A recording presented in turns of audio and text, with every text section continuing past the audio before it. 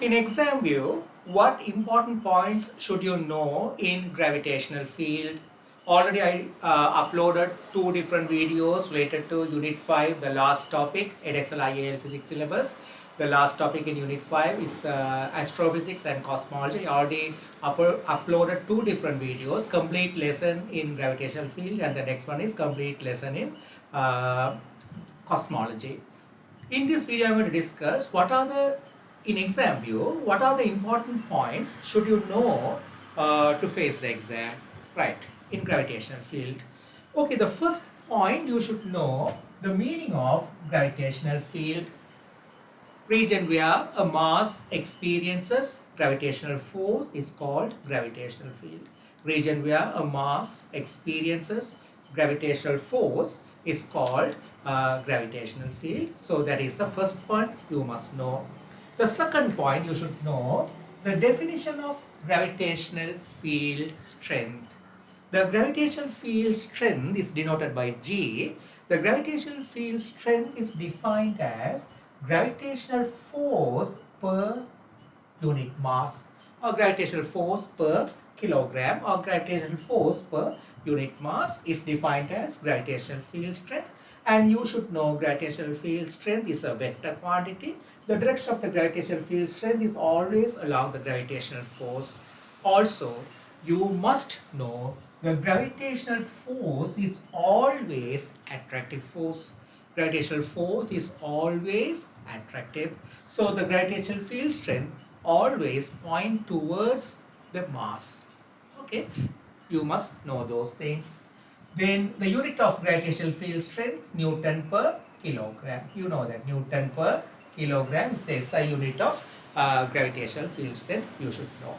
Okay, next point. The fourth point that you should know is the gravitational field strength and the acceleration of free fall both are the same. Normally, you know that the concept regarding gravitational field we don't use for just two different objects like two different cars. We don't consider the gravitational pull between the two cars or two tennis balls. We don't consider because those forces are very small. When we consider gravitational force, one object should be a planet or a star or a moon or a galaxy, something like that. Massive masses we need, then only the gravitational force on the next object, even if it is a small object, light mass, the gravitational force will be significant.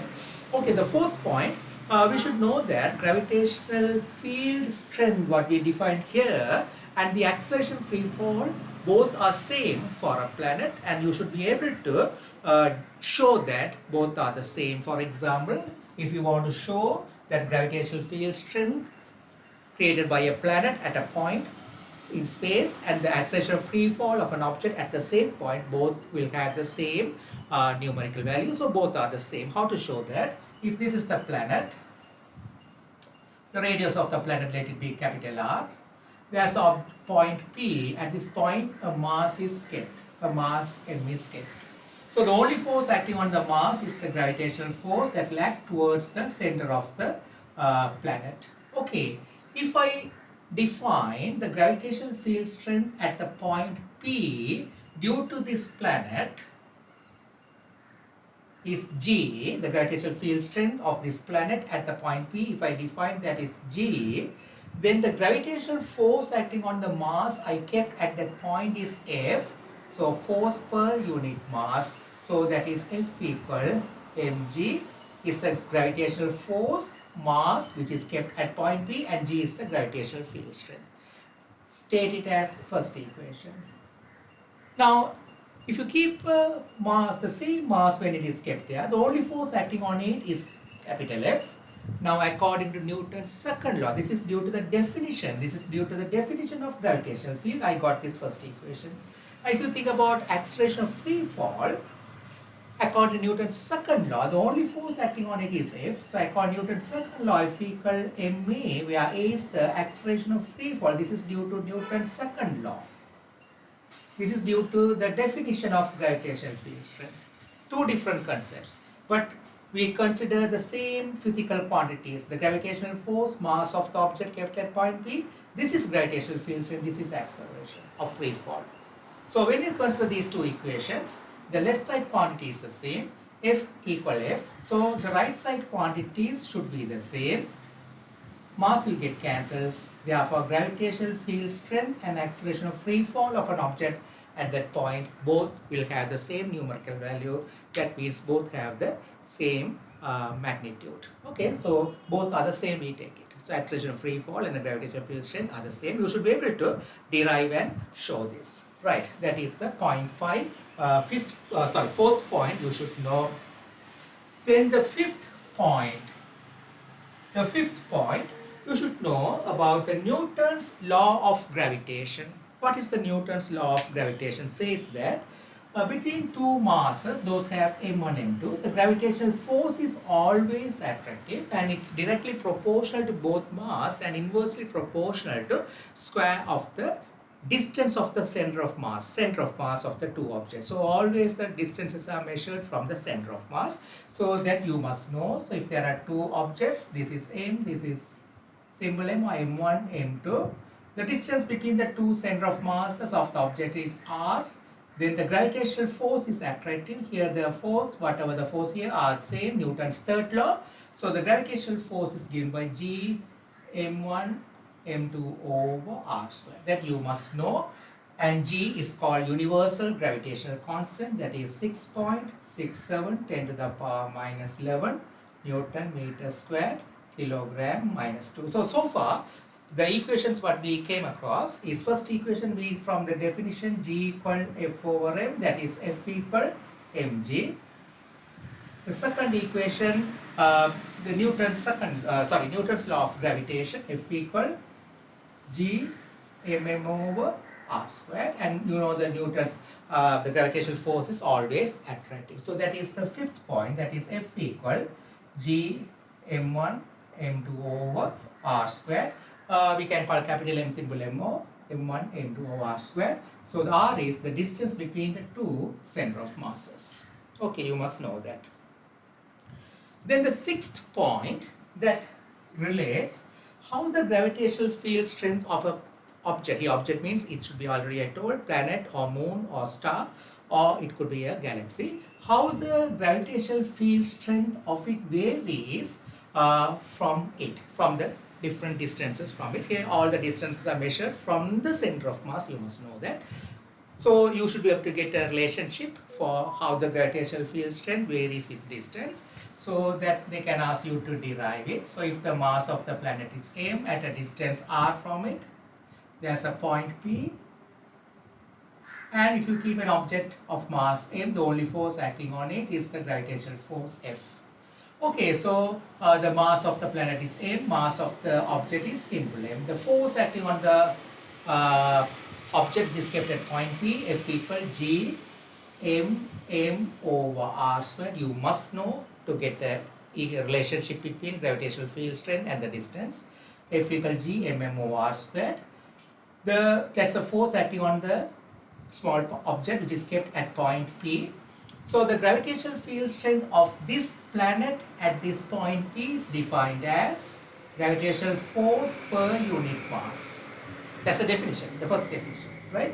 So according to that definition, the gravitational force that is given by this equation, G m over r squared over the same m comes, so you will get G equal capital G m over r squared. So from a particular planet, the gravitational field strength varies according to G inversely proportional to r squared. That means the gravitational field strength obeys inverse square law. Okay, so that is G equal G m over r squared. Okay, so here, not in your syllabus, but just I tell and leave that. The capital M is the mass of the planet, we say, but actually M means mass enclosed within the sphere that we consider. Say for example, we are trying to find the gravitational field strength at a point P outside the planet. So if I consider what could be the mass enclosed within a sphere of radius r, because point P we consider at a distance r from the center of the planet. If I imagine a sphere of radius r, the mass enclosed within that sphere is capital M. That is called Gauss law. So in this equation, G equal Gm over R square, in this equation, the M, capital M is the mass enclosed within the sphere of radius R, where R is the distance from the center of the planet. We are finding the gravitational field strength. Okay, so M is the mass enclosed. So if you try to find out a gravitational field strength on the surface of the planet or outside the planet, the mass enclosed will be same as mass of the planet.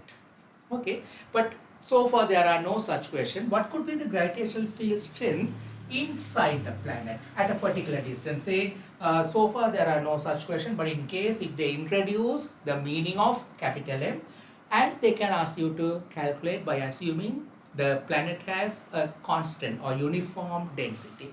By that assumption, you can ask to find the gravitational field strength inside a planet. Say for example, the radius of the planet is capital R. They can say the planet has a uniform density, and they can also to find the gravitational field strength at a distance point P inside the planet at a distance symbol R from it, that is R less than radius of the planet. So they can also define the gravitational field strength inside the planet. So the equation in this one, M is the mass enclosed. So I should consider the mass enclosed within the sphere of radius symbol R. How much is the mass enclosed within that sphere? I need to calculate. That is the capital M. How to calculate? We know the density is the same. So density, if I say rho, density equal mass over volume. So the mass of the planet is given capital M. The radius of the planet is given capital R. So mass over volume 4 by 3 pi r cube. That is the density, right?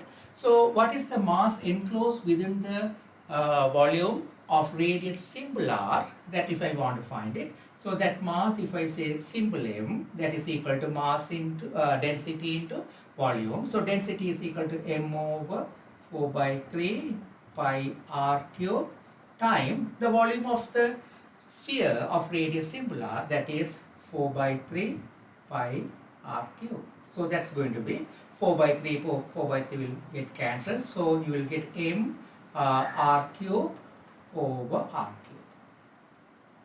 Okay, that's the mass enclosed within the sphere of radius symbol R. Then gravitational field strength G is equal to G M over r square. That's a general format. So G, instead of this M, I had to substitute this one. G,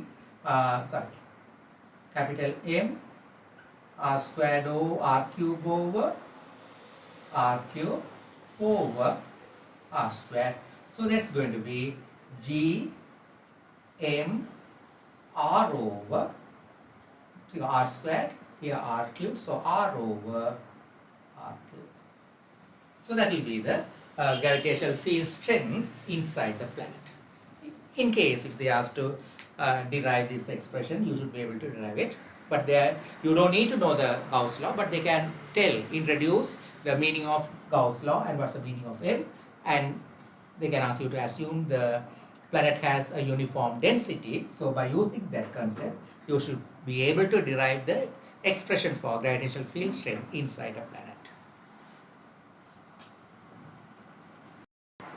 Okay, so the next point, the important point you should know is circular motion under gravitational force. You know, circular motion under gravitational force means we consider motion of a planet around the sun. That means actually it's an elliptical path, but we assume the path of a planet around the sun is circular path. Actually it's elliptical path, but anyway we can assume that as a circular path. So they are the required centripetal force for the circular motion of the planet is provided by the gravitational pull by the sun. Okay, one example is that one. The second example, the circular motion under gravitational force is motion of a satellite around a planet, for example around the Earth. So they are the satellite orbits around the Earth in a circular path. The required centripetal force is provided by the Earth on the satellite. Okay. The third example, circular motion of a moon around a planet. So same thing like satellite, moon also orbit on a circular path around the planet. For example, moon around the earth orbits on a circular path. The required central force is provided by the gravitational pull by the earth on the moon, right? For that, you should be able to derive the equation. That equation, what we are going to get finally, the relationship between the time period and the distance of the orbiting object from the planet or from the sun, that is called Kepler's law. Okay, so you should be able to derive it. You must know that derivation, but you can't use that equation directly in any question. You must derive it. So that derivation you must know. So if this is the planet which has mass m, at a distance r from it, imagine this is Earth or a planet, whatever it is, at a distance r from it, there's a satellite or moon. It's moving at a speed v. So there's a only force acting on it is the gravitational force. So it's moving on a circular path around it.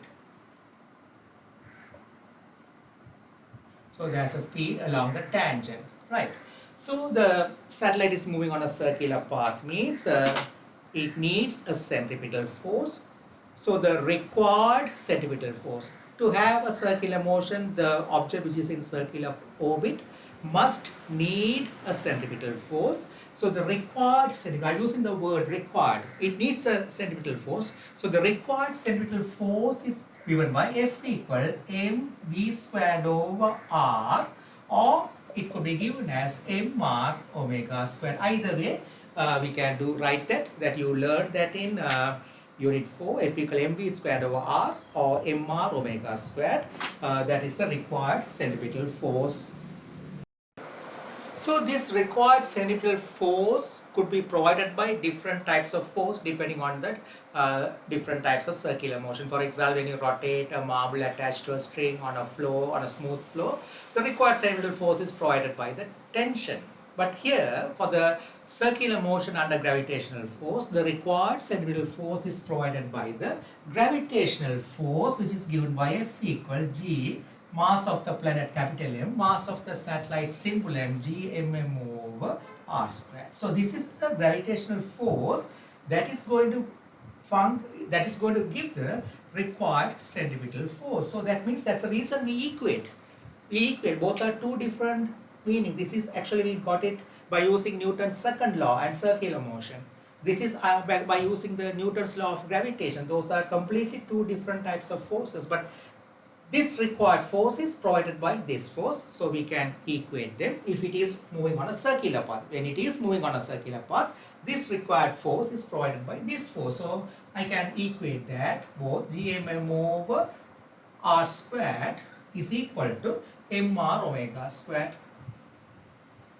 But we know that circular motion, I already uploaded 2 videos in circular motion unit 4. If you go to playlist, there you can find all the videos. It's grouped. So unit 4 lessons, under that it's there. Omega equal 2 pi over t, you know that in unit 4 you learned that. So this m and this m will get cancelled. So gm over this r comes down, r cube is equal to omega squared. R has come down to the denominator, m and m got cancelled. So gm over r cube equal omega squared.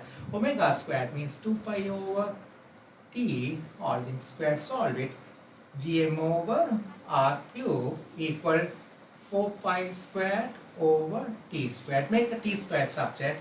T squared equal 4 pi squared over gm times r. This is called Kepler's law. Actually, it's called Kepler's third law, but we don't use those words. We just say Kepler's law. So when a satellite orbits around a particular planet which has mass capital M, so the satellite could be kept at different distances from the planet. The r cube could be sometimes written as the height, they might give h. The radius of the planet could be given as r. So the same thing could be written as t squared equal 4 pi squared over gm into, instead of r cube we can say radius of the planet plus height all the cube. These both are the same, nothing different, right? Anyway, so we can keep different satellites at different heights, but the time period is specific depending on the height. So that means we can say t squared proportional to r cube. T square proportional to R cube. You can't keep a satellite at a particular height and you can't have some other time period. If the satellite is orbiting on a circular path, then the satellite should obey this condition, should follow this condition, T square proportional to R cube. So this is not a standard equation, but I am just writing it. You must be able to derive and get it during any question related to gravitational force, circular motion under gravitational force.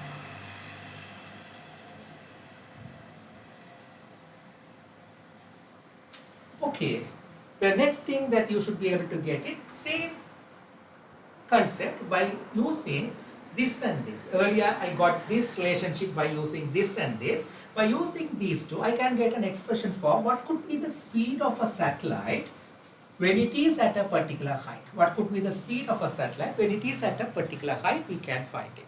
Okay, that also you should be able to get it. So that means mv squared over, nothing different, the same thing, mv squared over r equal g mm over r squared. So m and m get cancelled, so v squared is going to be here r squared, so r squared get cancelled by r, so gm over r. So the speed is given by square root of gm over r. So that means if a satellite is kept at a particular distance from the center of the planet, it must have a specific speed. You can't have a different speed. Very important.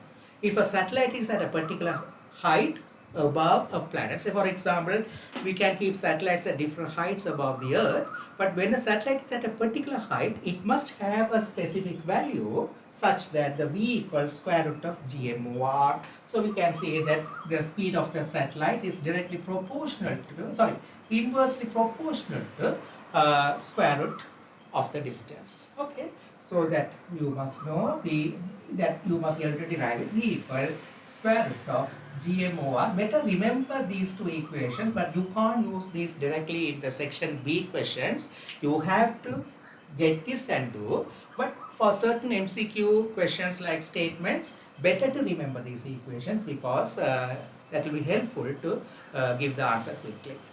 Okay. Okay, so remember that these two equations are valid only when the satellite or whatever it moves on in circular path under gravitational force. If it is not moving in a circular path, then these two equations are invalid. Okay. So next point, the eighth important point that you should know, you should be able to answer certain questions, something like that. A satellite is in motion around a circular path, or a satellite is in motion above a planet such as Earth in a circular path. If the speed of the satellite is suddenly increased by firing a rocket, what could be its following path? Explain. There could be a question something like that.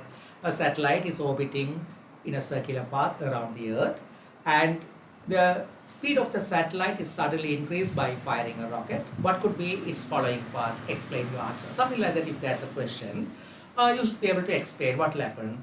Immediately, students, they make a mistake because they say if the speed is increased, V is inversely proportional to R. So when the speed increases, what should happen? The satellite R should decrease. It's correct, yeah. When the speed increases, the R should decrease. Okay, because V is inversely proportional to R. Okay, so V equals square root of gm over r when it is in circular path under gravitational force. Imagine the satellite is in circular path already, so it has a speed, imagine v1, it is at a particular higher distance r from the center of the planet. Okay, so in this situation, initially it's already in circular path, so it's satisfying the required central force, that is m v1 squared over r is provided by the gravitational force g mm over r squared. Okay, from this we can show that equation is satisfied, right? But by firing a rocket, so that means they are firing a rocket, right? So by firing a rocket, the speed of the satellite is suddenly increased. So that means rocket is fired this way, the fuel, the exhaust gas is fired this way. So suddenly the speed v becomes v2. When it is in circular motion, suddenly the speed becomes v2. increased. That means V2 has become greater than V1 suddenly by firing a rocket. So what will happen to the continuous motion? Now look at here, when the speed becomes larger than the previous speed, it happens in a very short time. Suddenly they fired a rocket and the speed is increased. Means the required centripetal force, that is now mv2 squared over r, that's going to be greater than the initial required centripetal force. Now the required centripetal force to keep the satellite in circular orbit with the speed v2, the required centripetal force has increased. But the satellite, at the moment when the rocket is fired, the satellite is at the same height, that is the gravitational force remains same as earlier. Earlier it was GMMO r squared. Still the gravitational force same as earlier, but the speed has suddenly increased. That means the required centripetal force is more, but the gravitational force is less, which is satisfying the earlier speed v1. This speed is more, so the gravitational pull is not sufficient to give the required centripetal force. So what will happen? The satellite will try to move along the orbit, along the tangent also. So that will happen, the satellite will move on an outward spiral path. The satellite will move on an outward spiral path. Most of the students, they say the satellite, when the V increases, R should decrease, so satellite will fall towards the earth. No, that won't happen, because this equation is valid only when it follows circular motion under gravitational force. So here it was following, we derived and got this equation by considering the required centripetal force is provided by the gravitational pull. By taking that concept only, we got this equation. So earlier when it was initially orbiting at speed v1, the required centripetal force is provided by the gravitational pull. Okay. So when the satellite is at this particular height, the speed v1 is increased to v2.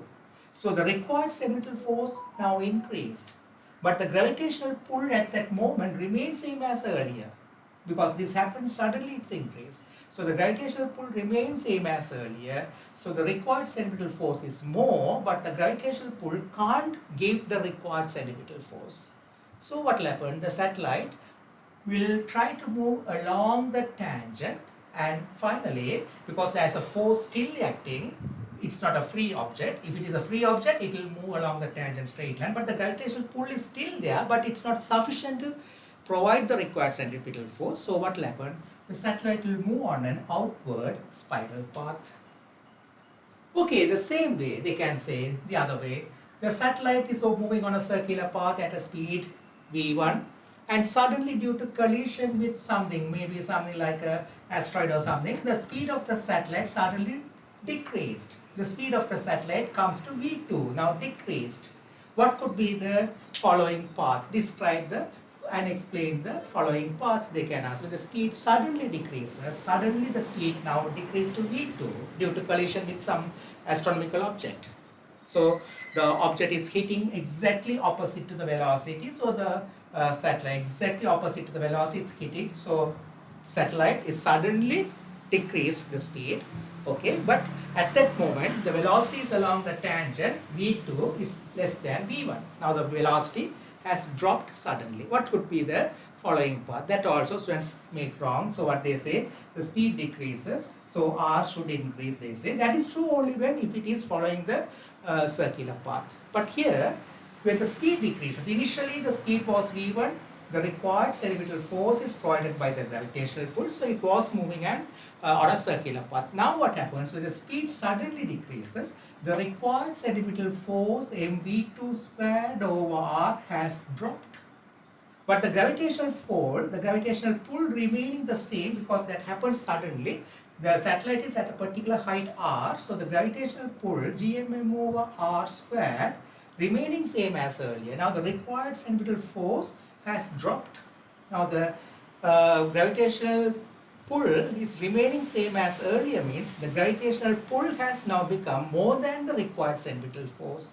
You are rotating a marble attached to a string on a floor, and you rotate, suddenly give a small push towards the center, the marble will come, or the marble will move on an inward spiral path. So in this case, the satellite will move on an inward spiral path and it could fall on the surface of the planet. Okay. Okay, so the next thing is better to know there are three different type of satellites depending on their orbital path. We define three different type of satellites. One is called geostationary satellite. So geostationary satellite means if this is the Earth, so and this is the equator. So geostationary satellite orbits around the equator, So it orbits above the equator such that its time period is equal to 24 hours. So it orbits exactly above the equator and the time period of the geostationary satellite is same as the time period of spin of the Earth. So when you see the satellite from Earth, it looks like relatively at rest. So that means the satellite will stay always above a certain region of the Earth. Okay, so this type of geostationary satellites are used for telecommunication mainly.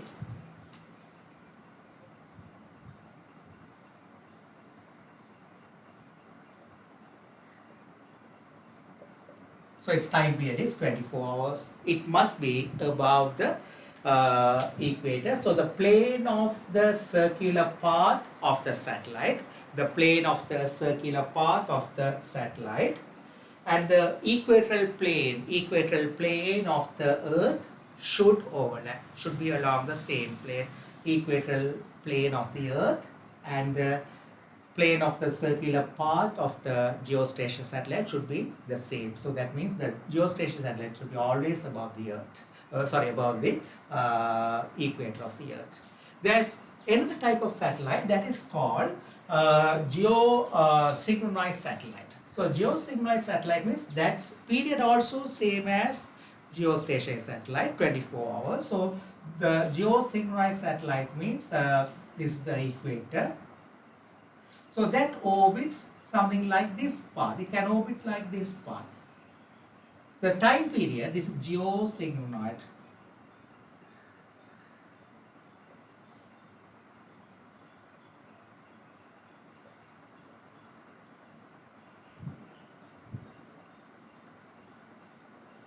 For this also the time period is 24 hours.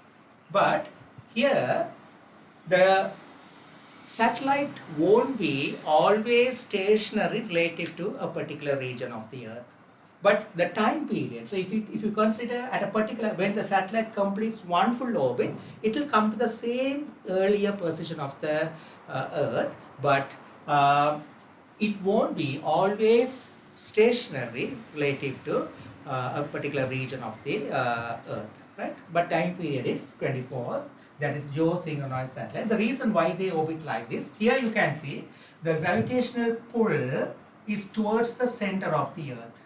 But here the satellite has also has a gravitational pull, but it's at an angle. It's towards the Earth, but it's at a different plane. Here it's along the same plane. I already told the plane of circular orbit and the equatorial plane are the same. But here the equatorial plane is here, the plane of orbit at an angle. So that's the reason it won't be always above a certain region of the Earth. But time period is the same as 24 hours for geosynchronized satellite also. The third type is polar orbit satellite. So polar orbit satellite means it orbits across, this is the equator. So it orbits across the north and south poles. Okay, for that the time period is very small.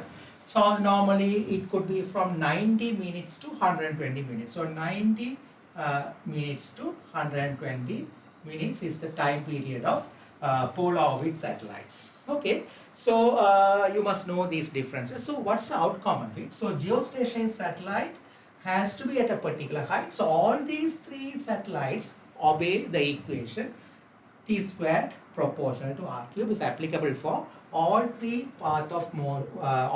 motion of the satellites. T squared proportional to R cube. So geostationary satellite has to be at a particular height. This also the same height because according to this equation 24 hours R cube, if you calculate this height also same as the geosynchronized satellite also will have the same height as geostationary satellite. But you can see the time period of this one polar orbit satellite is very small, 90 minutes to 120 minutes, in that range. So it should be closer to Earth. It should be closer to Earth. Also, you can compare their speed. So if they ask to compare geostationary satellite and polar orbit satellite, you should be able to compare the differences, or differences if you want to state. Geostationary satellite has time period of 24 hours. This could be somewhere between 90 minutes to 120 minutes. So according to this equation, the polar orbit satellite should be closer to Earth.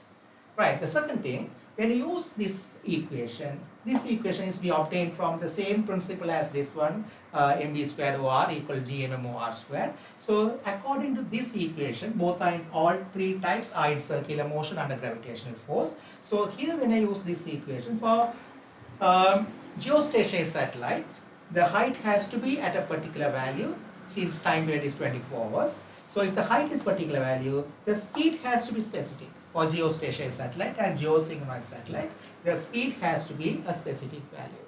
But for this one, polar orbit satellite, because r is smaller, I told, because r is smaller, because t is smaller. If r is smaller, the speed will be very high. The speed will be very high for polar orbit satellite. Okay. Okay, the next thing is binary stars. Better to know about their motion. Binary stars means pair of stars, they orbit each other. We normally say orbit each other about their common center of mass. Imagine there are two stars, that is pair of stars. This is star M star which has mass M1, and there is a star M2. We take M1 is greater than M2. M1 is greater than M2. So the center of mass will be closer to the star which has mass M1. M1 is greater than M2 means the center of mass of these two stars will be closer to M1. So what does it mean? Imagine I draw it like a small dot like that. So this is the star M2. This is star M1. So center of mass is closer. This is center of mass. Normally we denote by capital G. So the distance of M2 from center of mass, let it be R2. Distance of M1 from center of mass, let it be R1. So that means the distance between the two binary stars is R1 plus R2. They orbit each other. What do you mean orbit each other? Means they orbit about their common center of mass. Imagine take a small straw, something like a straw which is very light, attach a small sphere here and attach another sphere here. Say the mass of this one is M1, the mass of this one is M2, right? Let it be this M1, this is M2. Normally we put M1, M2, that doesn't matter, right? So imagine and you hold at this point, right, on the straw which is very light, rotate it, something like you attach two spheres, one is here, the other one here, and hold it and rotate. What will happen? This will move on a circular path like this. This will move on a circular path like this, is it? So when this is here, when this one M1 is here, M2 will be exactly in opposite here. When this is here, this will be exactly opposite. That means they will have the same time period. They will have the same time period. So these binary stars, they orbit each other, means they orbit about their common center of mass. They will have the same time period, and the line that joins the two stars will be always pass through the common center of mass. So if I say the distance of the M1 from the center of mass is R1, distance of the M2 from the center of mass is R2.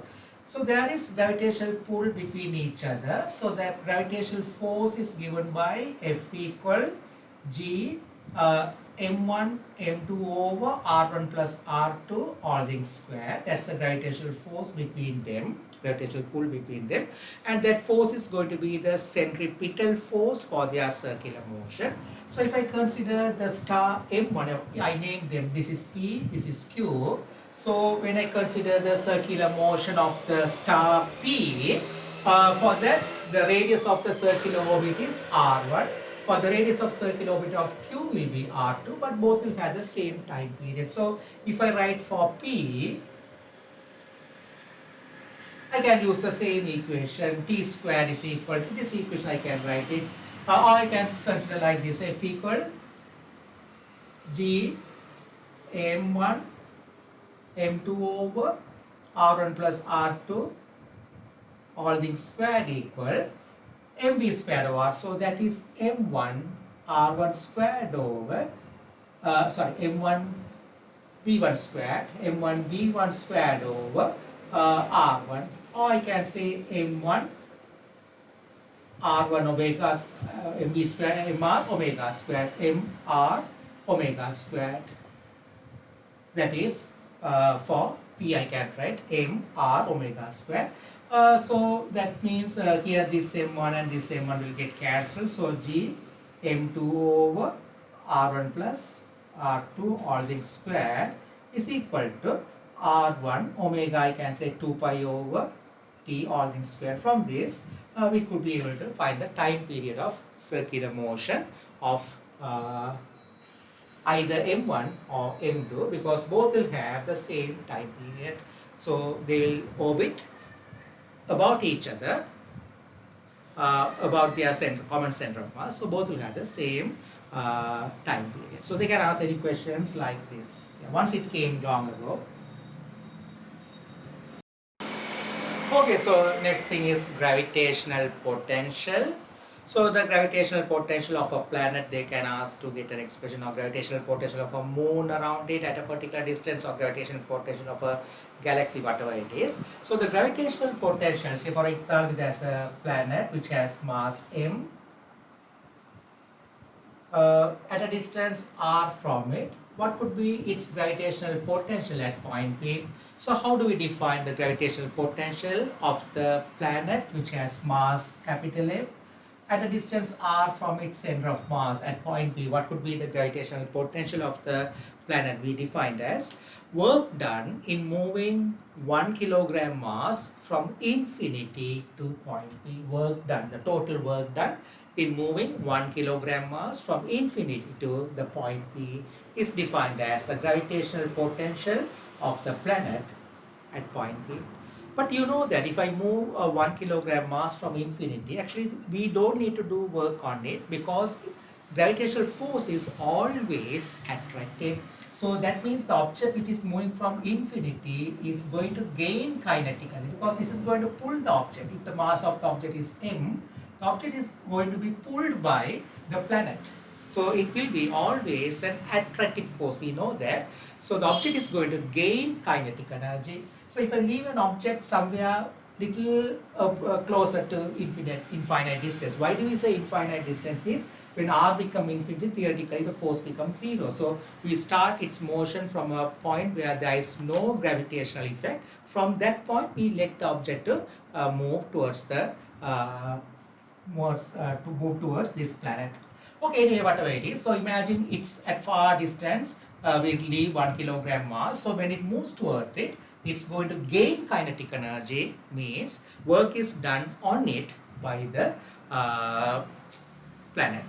So the gravitational potential, we can derive and get it. You need integration. Those are not in your syllabus. Due to the integration, there will be a negative sign. So the gravitational potential of the planet M at point P is given by V is equal to minus Gm over R. The minus sign actually comes because the force is towards the planet, because of the attractive force. So in the exam they might ask, explain or state the reason for negative sign of the gravitational potential. You should say the gravitational potential created by a mass is negative. The reason the gravitational force is always attractive. Due to the attractive force, the gravitational potential becomes negative.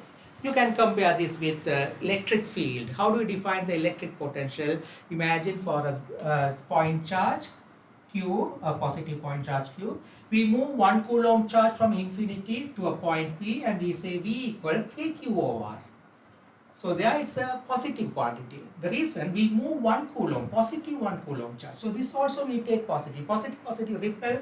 So to move, we need to do work. That's the reason potential is positive, because it's a repulsive force.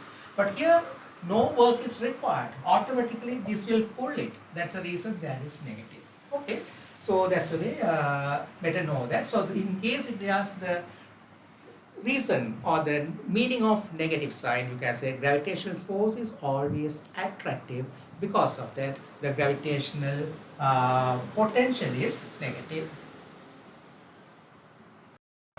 Also, you must know, when R increases, gravitational potential will increase.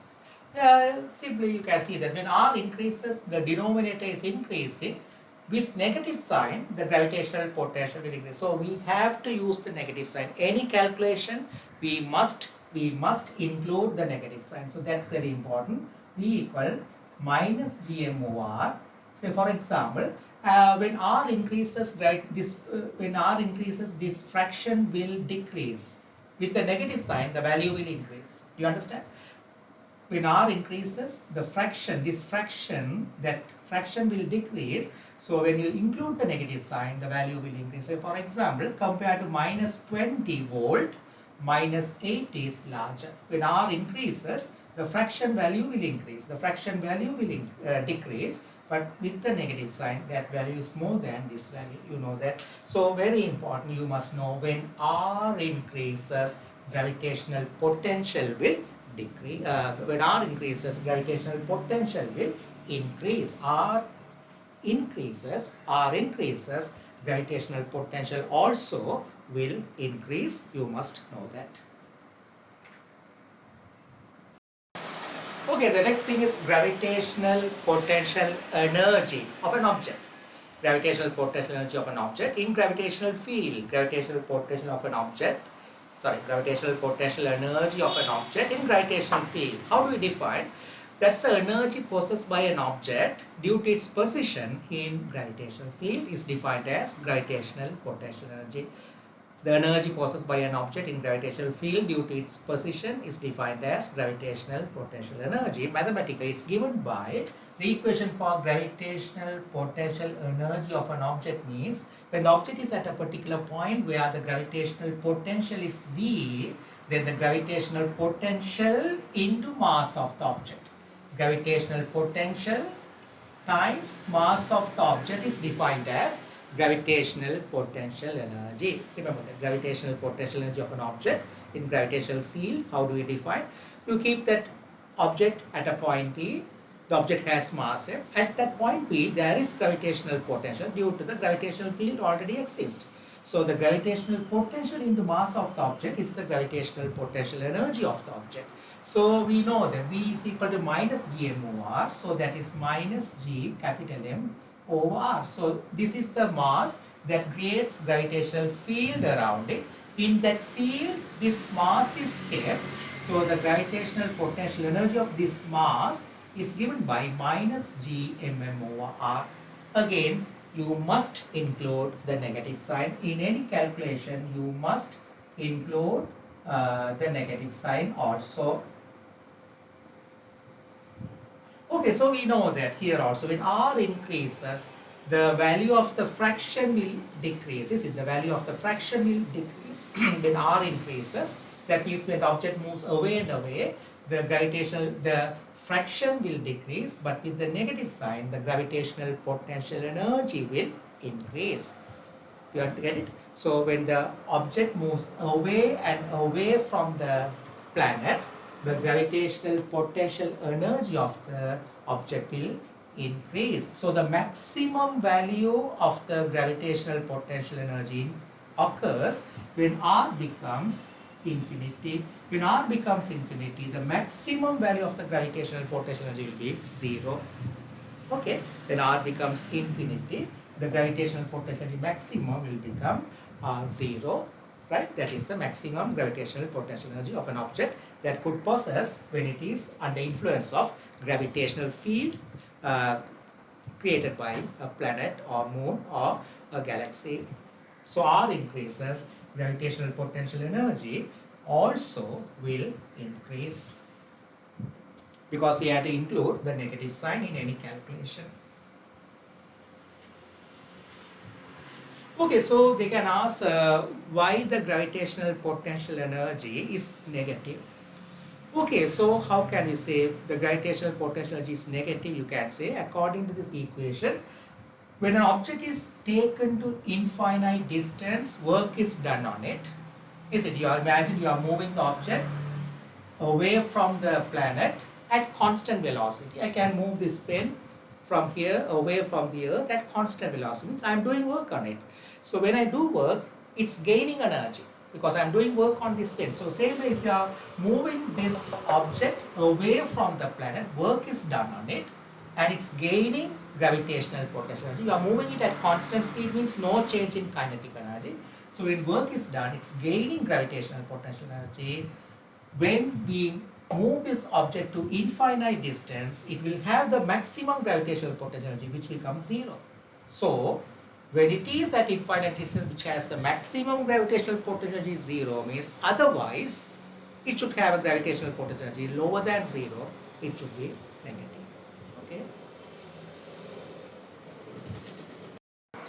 Okay, so I told that when an object is moved away from a planet, it will gain gravitational potential energy. Okay, so if you want to find the gain in GPE or loss in GPE, that you must know, very important. There are questions in the past paper several times. How to find the gain in GPE or loss in GPE? Remember that when an object is moved away from the planet, it will gain GPE. So gain GPE means final GPE minus initial GPE. Careful, in Unit 1, the gain in GPE, you wrote MGH. MGH. Many students, when they are given questions related to motion of a satellite, they use this equation. You can't use this equation. This is true when the change in height is very small compared to the distance of the points you consider. Okay, say for example, the compared to, that means the h is small, means say for example, from O to P1, when you consider the distance R1, O to P2, that is R2, and the difference R2 minus R1. If R2 minus R1 is very small, R2 minus R1 is very small compared to R1 and R2, then you can use the equation MGH. Otherwise, you have to calculate in this way what I am going to show that. Okay, say an object of mass M is moved from P1 to P2, means gain in GPA. So gain in GPA. Final GPA, that is minus, we have to include the minus GM over R2 minus initial GPA minus GM over R1. So solve that one, minus plus, so GM over R1 minus GM over R2, that is the gain in GPA. That's actual equation. Same way, loss in GP, when an object moves from P2 to P1. This is gain in GP when object moves from P1 to P2, when the motion occurs from P1 to P2. Loss in GP the other way. Loss in GP means it's losing the GP. So that means loss means initial minus final. Okay. Gain means final minus initial. Gaining means final minus initial. Loss means initial minus final. For that you have to write initial GP minus final GP for loss in GP. Right. So this is the actual equation for change in gravitational potential. Initial minus final for loss. For example, loss in GPA, gain in GPA, final minus initial. Okay.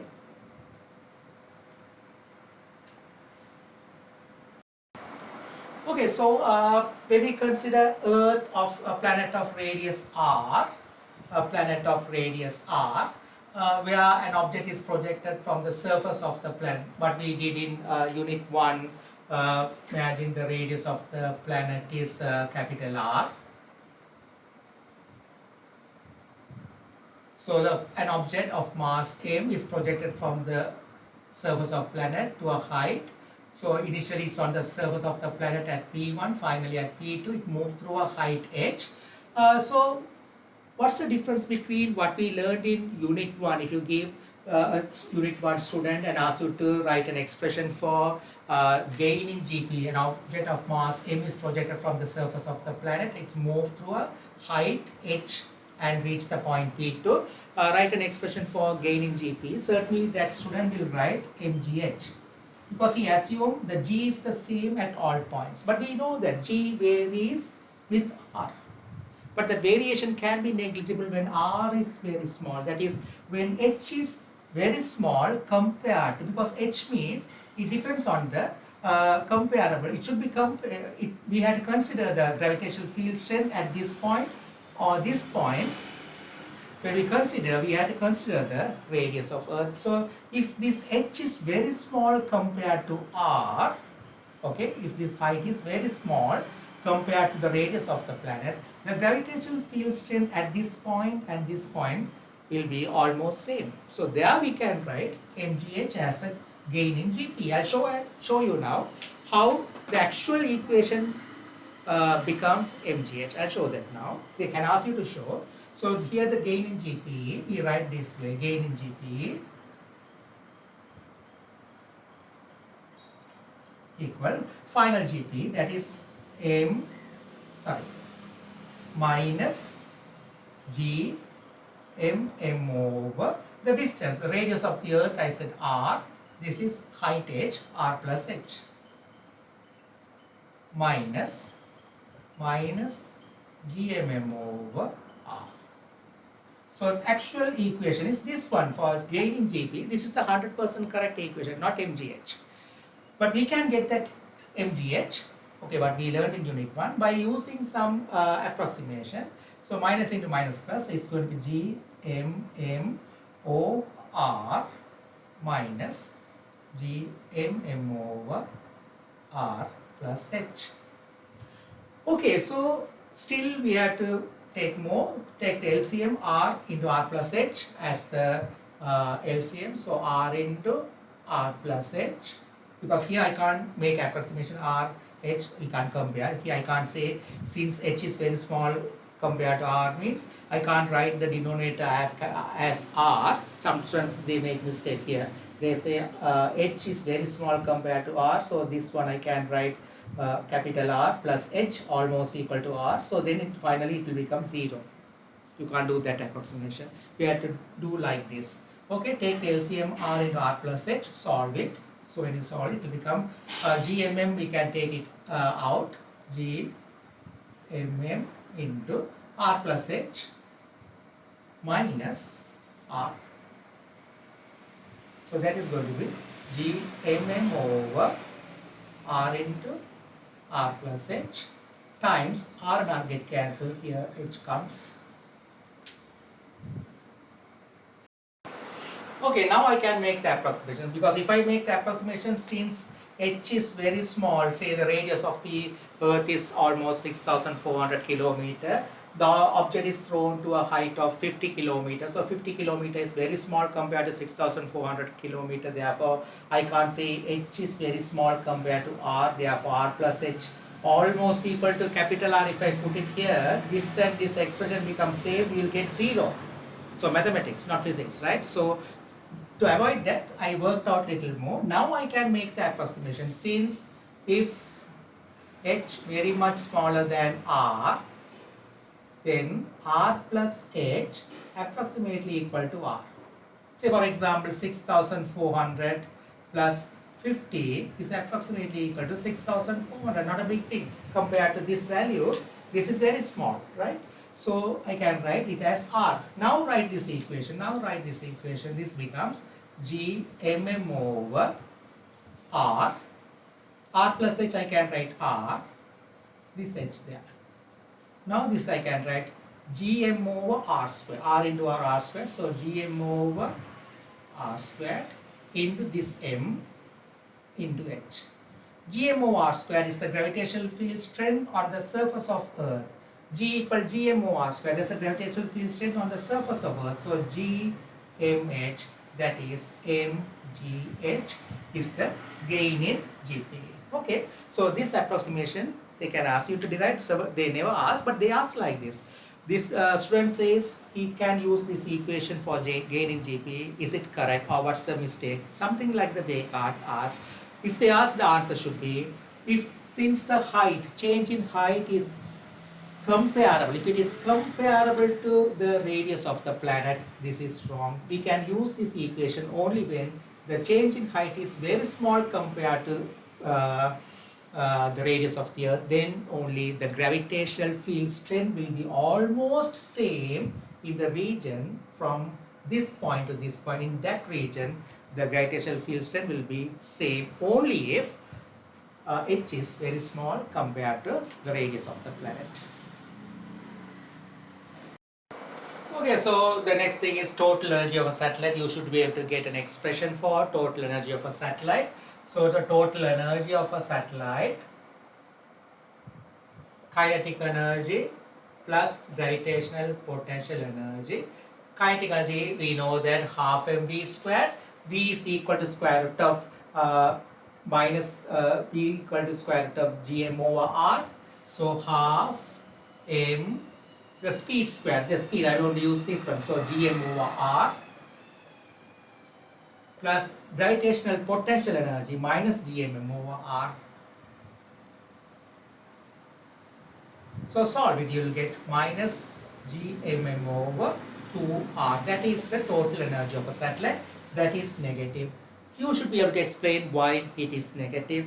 So how do we say what's the total energy is negative? What's the meaning of it? These equations are valid only when the satellite is in circular path under influence of gravitational pull. Okay, then only these equations are valid when it is in circular path. So what's the meaning of negative sign means? You can say when the satellite moves far away to infinite distance, it will gain its energy. When it moves away and away, it will gain. If we have to take the satellite to a far distance, it will gain energy. So if it is gaining energy means when the R increases, finally the total energy will become zero. So when the satellite is taken to far distance such that the total energy remains the same, its total energy will increase. The total energy will increase when it goes to infinite distance, but the total energy will become zero when it is at infinite distance. So it's gaining energy when it is moving away and away. It's gaining energy. Work is done on it to pull take the satellite against the gravitational pull. Work is done on it. When the work is done, its total energy will increase, and the total energy becomes zero when it is reaching the infinite distance. R is the denominator. So the total energy it could have such that it's orbiting the planet at infinite distance is zero. So otherwise it should have energy lower than zero. That means it should have a negative value. Okay, when it is gaining energy to take far away distance, R increases, work has to be done against the gravitational pull. So work should be done on the satellite. So it will gain more and more energy. When it is gaining more and more energy, R increases. So finally it will become zero at infinite distance. So otherwise, when it is not infinite distance, it should have energy lower than zero, means it should be a negative value. That's the answer you should tell.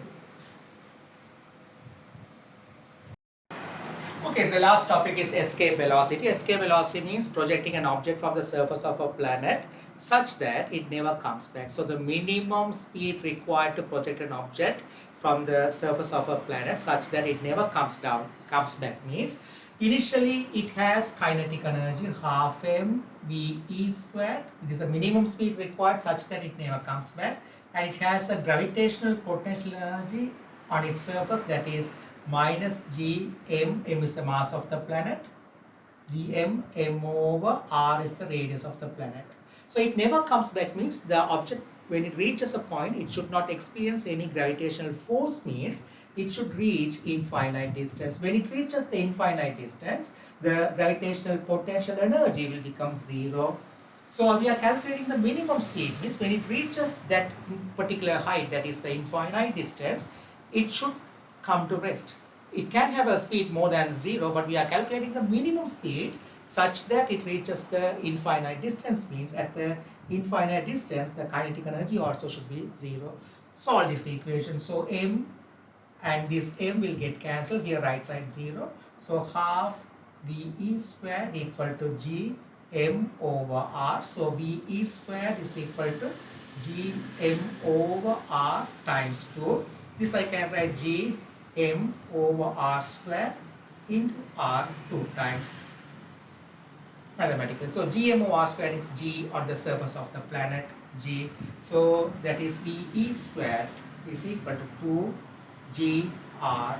So the VE, the escape speed, is square root of 2 GR. They can ask you to derive this equation. So if you project an object from the surface of planet at a speed which is equal to 2 times the gravitational field strength on the surface of the planet in the radius of the planet, it will never come back. Okay, that's the minimum speed required, called escape speed. Okay, so any questions related to this one? Conservation of energy questions, initial total energy, final total energy. I already discussed those type of questions in my complete lesson in gravitational field. The link for that is given in the description of this video. You can navigate to any video you want by using the playlist of this channel. I hope this quick revision, anyway, it took around 1 hour, is useful to quickly check at the end of you study gravitational field, whatever the important points, you know them. So these are the 14 important points you must know in gravitational field.